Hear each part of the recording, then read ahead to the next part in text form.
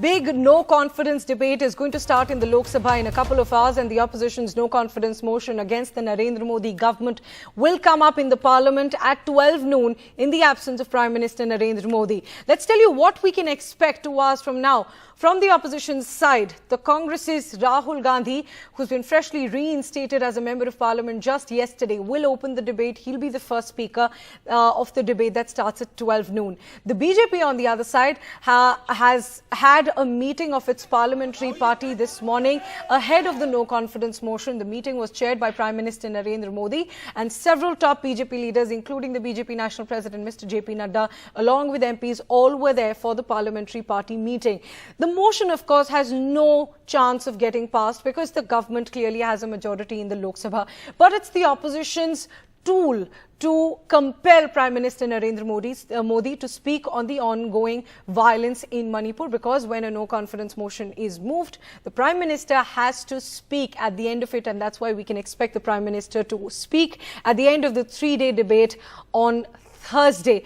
Now, from the BJP side, also 5 ministers and several MPs will participate in the debate. We'll be joined by my colleague Megha Prasad also. She's joining us from the parliament. And Megha, it's not just one heated day of discussions that we are looking at. 3 days of heated debate on the floor of the House. This debate will go on for 72 hours. Now, we saw that the BJP is already getting ready 2 hours before the debate started.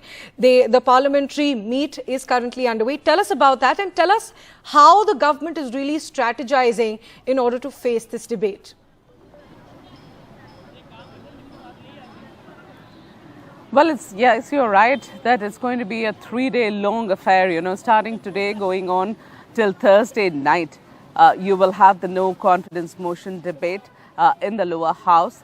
Essentially, an opportunity for the opposition leaders to perhaps corner the government on every other issue. And this won't be just the issue of Manipur. It would be every other issue because when it comes to the no confidence debate and discussion, it is, a host of issues will be touched upon. It is not necessarily, it's not a debate on a certain aspect like they had been asking for, which is Manipur. This will be a forum which is open for every issue under the sun that they can bring in and speak about.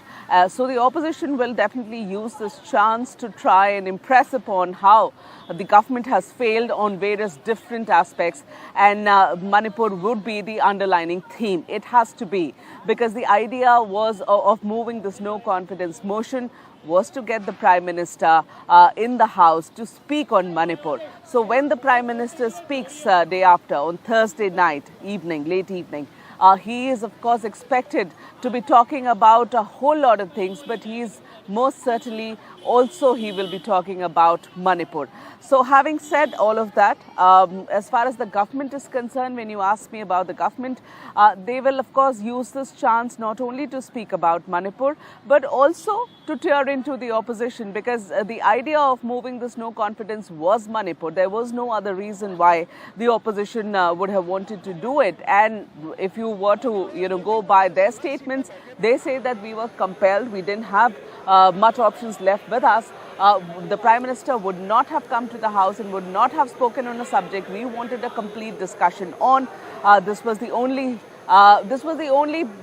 option left before them, and so they moved the no confidence motion, knowing fully well that it's not going to impact the government in any way. For that matter, because the government has enough and more numbers in the lower house to save itself. Having said all of this, we must also remember that the Home Minister, Mr. Amit Shah, is likely to make an intervention on day 2 of the no confidence motion and make a statement on Manipur, speak on Manipur.